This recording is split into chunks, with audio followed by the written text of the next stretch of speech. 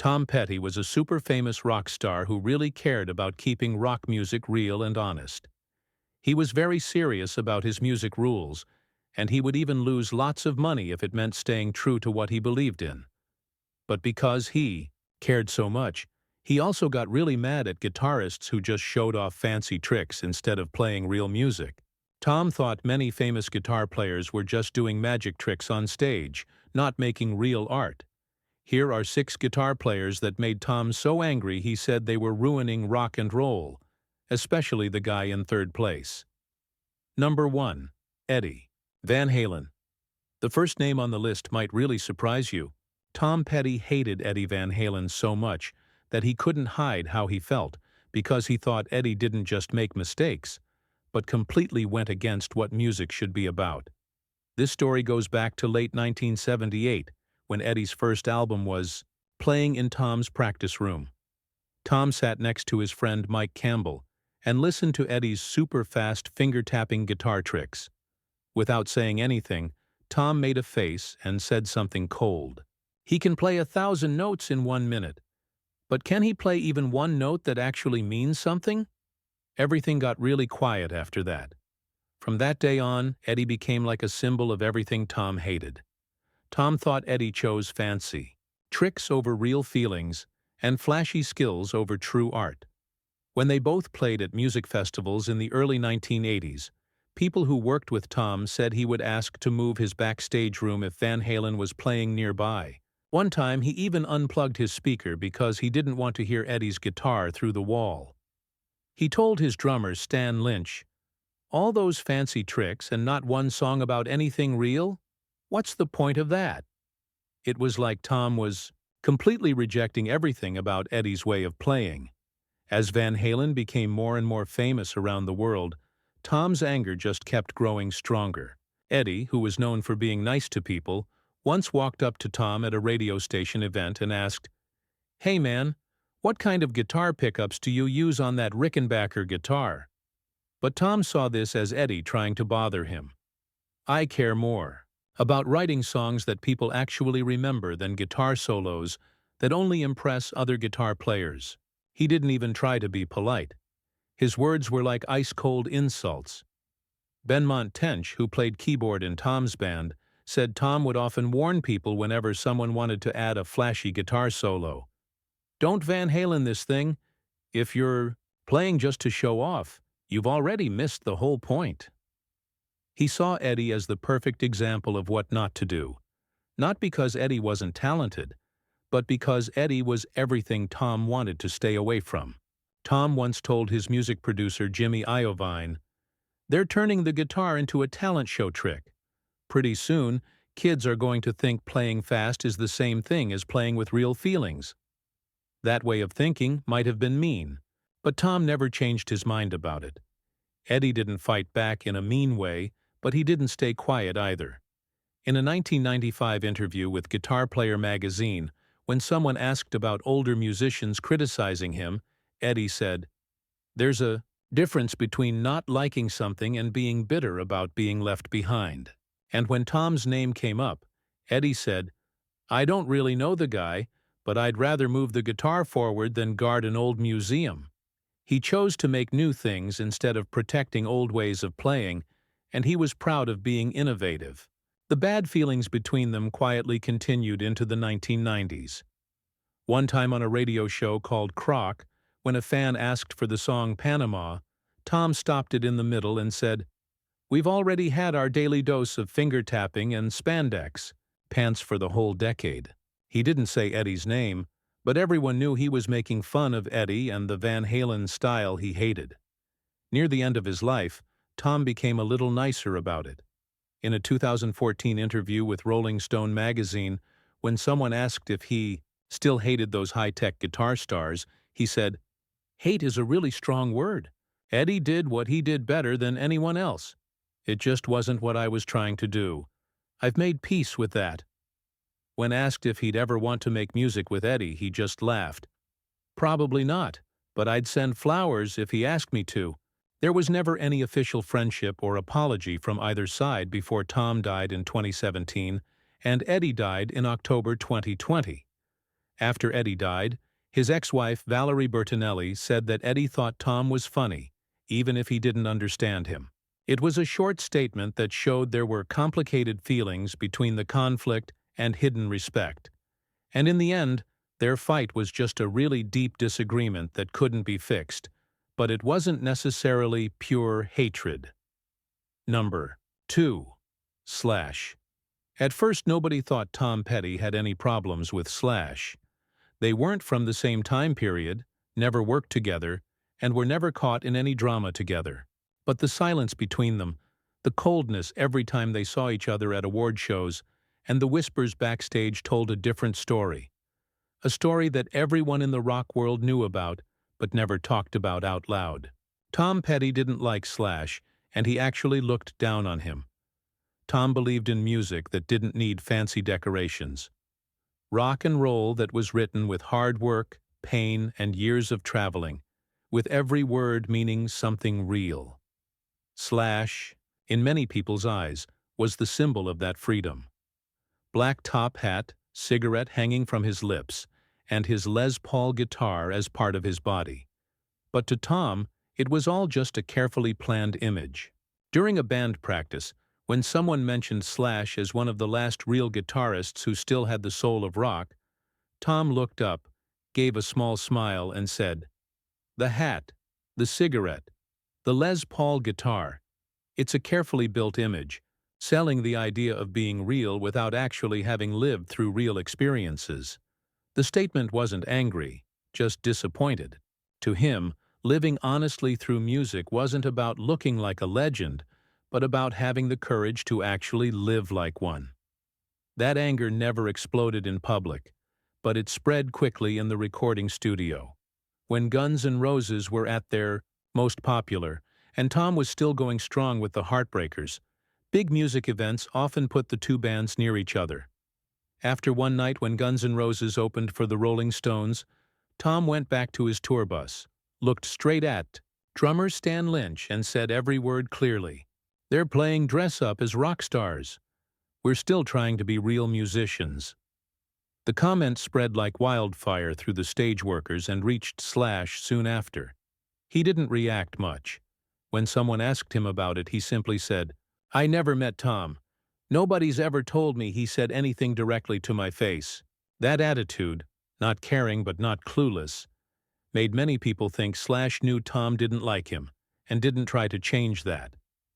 Tom once shared during a recording session that what bothered him most wasn't a bad artist, but one pretending to be real. When Slash stepped on stage, he felt like he was watching an actor playing a rocker, not someone putting their real life into the music. In a conversation with photographer Mark Seliger, he said something that people still repeat. "Backstage on tours today, we actually lived through the 1960s and 1970s. These guys are wearing the costume without fighting in the real battles." Nobody really knows if Slash actually never fought in the real battles. But to Tom, real experience was what made an artist, not the outfit. He didn't hate Slash for his guitar skills. He hated what Slash stood for. A generation lifted up by image instead of real struggle. One time at an award show, Slash walked past the backstage area where Tom was talking with friends. The two almost bumped into each other. They didn't look at each other, didn't shake hands, didn't smile. Nobody said a word, but the air in the room got tight, like someone had lit a match inside a closed box. One worker remembered, "It was like watching two men talk with silence, and the silence was louder than any guitar sound." As time went on, Tom never talked about Slash in big interviews. He was smart enough not to turn their differences into tabloid drama. But whenever someone asked him about modern guitar heroes, he would avoid the question or change the topic to Muddy Waters, George Harrison, or Mike Campbell, the man he believed was a guitarist who doesn't need a cowboy hat to be respected. And maybe that was true. Slash and Tom, two people who never really crashed into each other, may have stayed silent. But that silence said everything. A beautiful crack in the history of rock and roll. Number 3. The Edge. As soon as we get to the third name on the list of musicians Tom Petty hated most, we take a surprising turn. Tom Petty really disliked the Edge, not because he was jealous, but because the Edge represented a kind of music that Tom saw as a deep betrayal, when technology wins over real talent. It all started in 1987 when Tom first listened to the Joshua Tree album, where the Edge's guitar sound filled the space with delay, echo, and layers of non-stop effects. He sat quietly, listening over and over again, then finally made a comment that many people remembered through Stan Lynch. "This isn't guitar playing, it's sound design. He's making limited ability sound innovative through technology." To Tom, this wasn't just art, it was lying, using equipment to hide what you can't really do.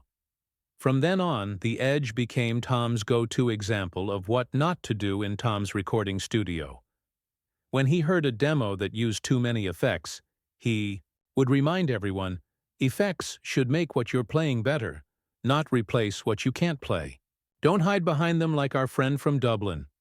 He didn't say a name, but everyone on the team knew he was talking about the Edge, who used his pedal board like a shield to cover up his lack of raw skill. The tension spread backstage at music events where the two represented completely different ways of thinking about music. Once, while the Edge was talking with Mike Campbell about guitar tone, Tom reportedly cut into the conversation with the line, "Mike gets his sound from his fingers. Where do you get yours from again? Radio Shack." A cold, icy insult, suggesting that the Edge depended way too much on gear rather than emotion and real ability. Tom's doubt wasn't just about how the Edge played. It was about how he expressed himself. The atmosphere between the two was always thick whenever they saw each other at music events. Someone remembered that during an award show, Tom stood near the stage while the Edge was talking to an assistant, and their eyes met for a split second of silence. No handshake, no second look, just a chill in the air like someone had snapped a guitar string until it broke. There was no clear reaction from the Edge. The only time he ever sort of addressed the man who had dismissed his style was when he said, "Nobody ever told me he said anything to my face." The Edge didn't want to make the drama bigger. He kept playing his delay-soaked guitar, creating sounds like galaxies, like crashing waves.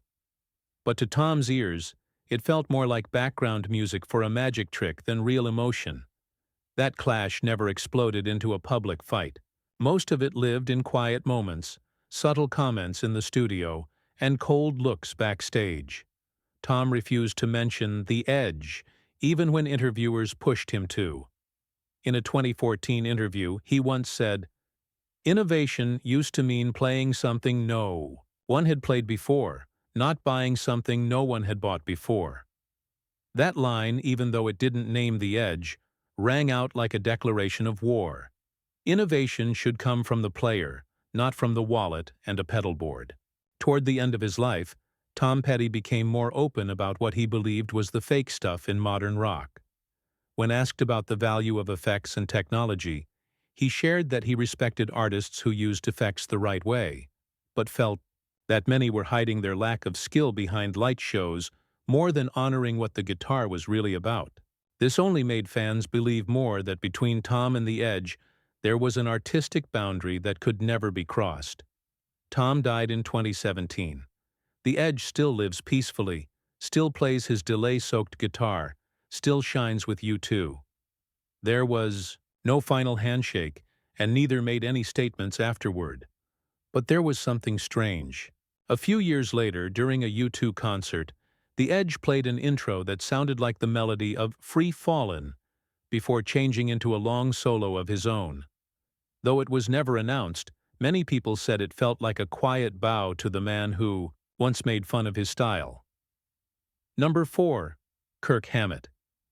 Nobody expected someone as calm as Tom Petty to think of Kirk Hammett, the famous guitarist of Metallica, as one of the most deeply frustrating people after Eddie Van Halen, Slash, and the Edge.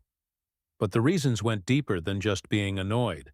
It was about betraying the musical philosophy Tom held sacred, connecting with the listener instead of overwhelming them with speed and effects. One night in early 1992, at a big festival where both Metallica and the Heartbreakers were performing, Tom watched Metallica's show from far away.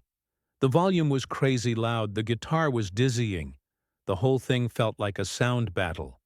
When the guitar slowed down for a moment, Tom turned to Stan Lynch and whispered, "It's impressive in the same way a jackhammer is effective. But would you listen to one for fun?" That wasn't just a comment. It was Tom saying that music had become a weapon. The two men never talked in person, but Kirk Hammett quickly became the symbol of the kind of music Tom hated. Technique used. Too much. Intensity put before emotion. During one Heartbreakers practice, Mike Campbell repeated Tom's feelings. "Kirk plays like he's getting paid for every note. More notes never equal more feeling. Usually it's the opposite." That quote haunted everyone who'd ever heard Tom mention Metallica. Speed doesn't equal emotion. Tom didn't just criticize how many notes Kirk played. He also really disapproved of Kirk's use of effects, especially the wah-wah pedal. Tour manager Richard Fernandez remembered hearing Tom complain over and over in the studio, "When you're saying something meaningful, you don't need to run it through a filter. The wah-wah is just there to make empty playing sound interesting." He saw the wah-wah as makeup put over an artist's shallow identity. After listening to Metallica's Black Album, Tom once told a reporter, "They've discovered how powerful simplicity can be, but they're still hiding behind speed and distortion. They're halfway to actually communicating." He believed Metallica had started to understand the importance of the song, but they still held onto the safe space of flashy sound. Throughout the 1990s, Tom avoided mentioning Kirk, even when the press kept trying to get him to talk about Metallica. He would usually answer shortly, "They're masters of intensity. I just don't think intensity is a conversation." That made many people realize he respected skill, but refused to justify performing just for the sake of performing. As for Kirk, he never fought back publicly. Only once in a small interview with MTV, when asked if he had heard the comments from Tom Petty, Kirk smiled. "I've never met Tom. I don't think he has a problem with me singing Metallica songs. It's guitar playing that apparently bothers him. That's okay." The response wasn't bitter, but it was clear he accepted being on the other side of an artistic disagreement. That silence lasted until Tom's death in 2017. Afterward, Kirk Hammett made no comments about the loss. But 2 years later, during a memorial performance in San Francisco, Kirk played a solo without his wah-wah pedal, a surprising twist among the thousands of wah-wah pedal hits that usually defined his style. One crew member said afterward, "Maybe he was trying to play something raw, maybe just for himself." To this day, Kirk Hammett continues to perform with Metallica, passionately playing long solos, wah-wah, and pedal boards, the very things Tom once criticized. But modern audiences also understand Metallica is a symbol of rock history, not meant for fighting, but for celebrating the ability to bring speed and intensity into today's emotional core. Something Tom may not have said out loud, but surely admired in his own way. Number 5. Joe Satriani. At number 5 on the list of people who irritated Tom Petty enough to speak out is a name many might find surprising: Joe Satriani. Because in the big world of music, Satriani seemingly had no personal fight with Tom and had never openly criticized him. But for Tom, the tension didn't come from actions. It came from musical philosophy. It was a basic difference between two worlds, one trying to create melody to connect emotionally, the other showing off technique to the point of becoming like magic. And for Tom, that was unforgivable. Tom once said in the studio with producer Rick Rubin with a tone half sarcastic, half regretful, "Guitar without singing is like a conversation where one person does all the talking. Eventually, you stop listening." That line seemed to open the door to a long string of criticisms he had for Satriani, who was famous for completely instrumental tracks, often praised as complicated sound paintings, fancy and overwhelming in structure. It all quietly began when Surfing with the Alien suddenly became a big hit in 1987. That album showed up everywhere from record stores to radio stations as a new rule book for rock. No singing needed, just speed and skill. When Tom first heard the album in his tour van, he stayed quiet throughout the whole track. After about 3 minutes, he said one sentence that shocked the entire crew. Without lyrics, what is he actually trying to say? That he can play fast? That's not communication. That's just showing off. The feeling of being shown off to was what bothered Tom more than anything. To him, music wasn't a performance. It was a conversation. And if only one person keeps talking while nobody listens, that's a failure. Tom would often repeat this idea whenever someone in the band suggested adding a flashy solo. Music isn't a math test, it's a feeling. If you're only trying to impress, you've already lost the plot. That line became the unofficial guide of the Heartbreakers, and the reason why Tom avoided anything related to Satriani. There were even rumors that Tom once refused to perform at an event simply because Satriani was on the lineup. When asked for a reason, he simply said, "Those aren't concerts, they're trade shows." To Tom, music like Satriani's was something to be presented for sale, not felt, and he had no interest in technique unless it led to something that truly reached the listener.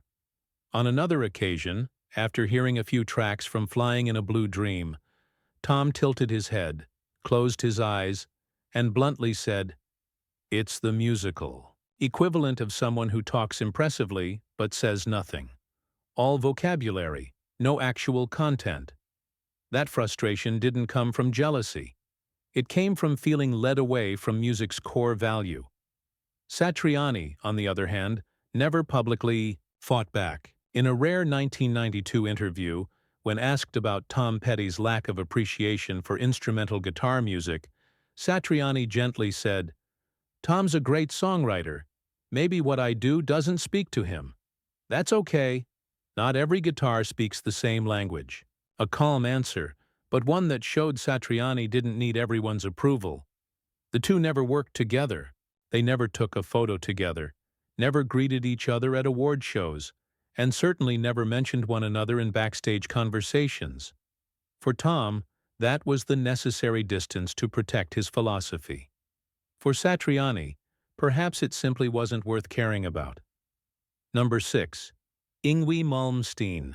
Finishing the list of musicians Tom Petty hated the most is Yngwie Malmsteen, the neoclassical shred guitarist from Sweden, whom Tom considered the perfect example of everything he hated about 1980s guitar culture. Technique exaggerated to the point of being silly and completely empty of genuine emotion. Tom once told a story about hearing Malmsteen warming up outside the Heartbreakers' dressing room at a festival in 1986. The blazing arpeggios and lightning-fast playing reached his ears like a storm.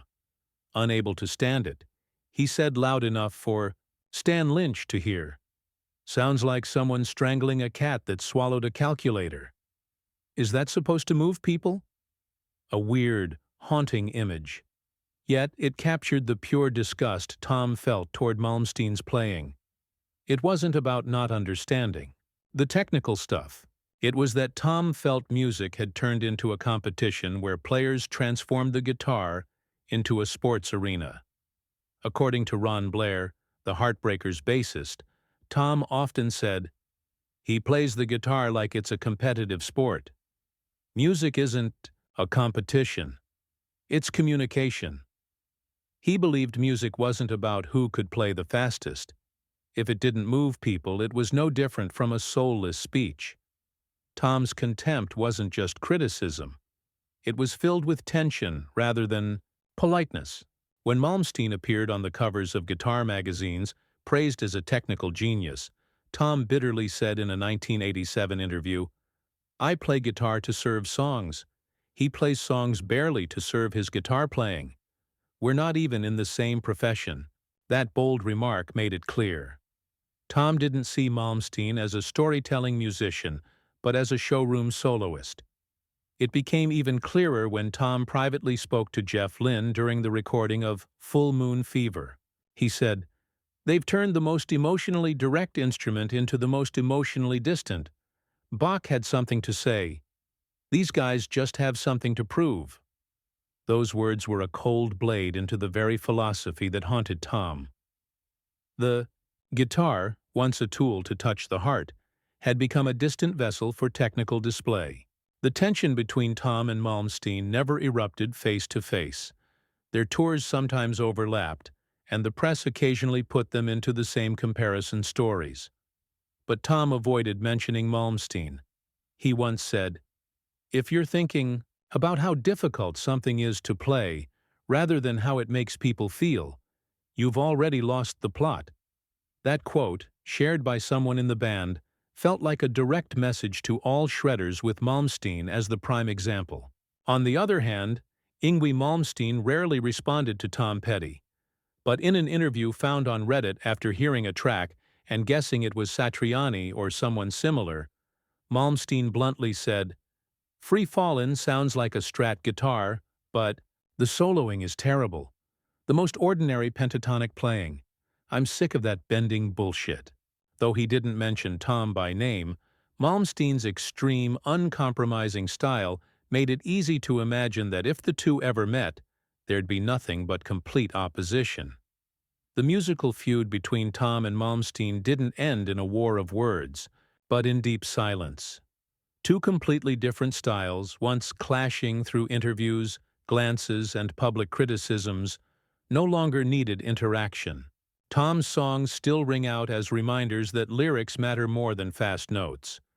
Malmsteen's albums still quietly prove that some people need technical legacy to exist. So what about you? Do you agree with Tom Petty's controversial views, or do you think he was too harsh on his fellow guitarists? Leave your thoughts below, and don't forget to like, share, and subscribe if you love real rock, real playing, and living true. Just like Tom did.